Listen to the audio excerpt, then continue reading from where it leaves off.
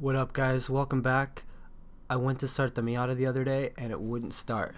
So I just want to show you guys a fix that you might be able to use on your race cars or your projects. But I thought I got rainwater in the cylinders, shorted a wire or a fuse, but all the fuse looks good. But I noticed when I turned the key, it was quiet.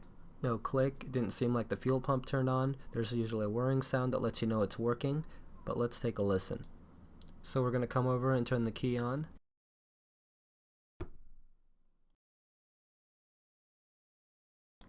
So when you turn the car on, you should hear the fuel pump prime. A little buzzing right behind you. Right over here. Clutch in. No start. Back out here, the fuel pump has a red and blue wire powering it. And then you just have to trace it all the way back to the front of the car, and you should be able to find out what it goes to and what powers it. And I actually noticed it right under the steering column going into a little relay switch. This is true for a lot of early fuel injected cars and all these 90s JDM heroes.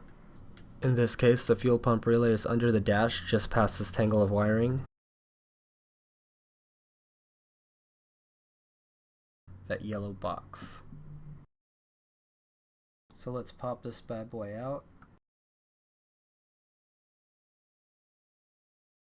The relay is up against the bottom of the dash, and what I have in my hand is the connector we're going to work with and get going again. So we're going to find out which wire is hot, meaning it has power, and give the fuel pump constant power with the ignition on. Or you can just Google it if you have another car. But anyways, the power to the fuel pump is on the top left, and the wire to the right of it in the middle is the constant power with the ignition switch. So all we're doing is wiring them directly so that the fuel pump has power when the ignition is set to on. So right here is how you bypass the fuel pump relay on the 1990 Mazda Miata. Just this one connection right here. Now let's try it out.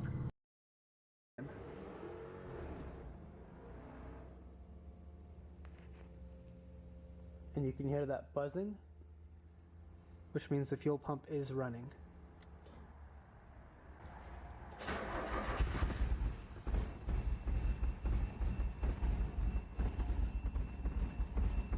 Now I just wish the car ran a little better.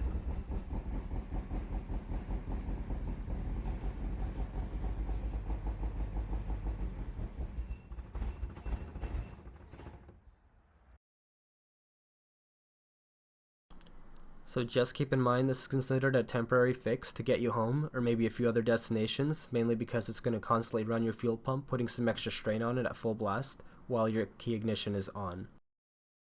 With a working fuel pump relay, the fuel pump should pressurize when you turn the ignition on and then off after a second or two. Obviously like this, we're constantly keeping it on.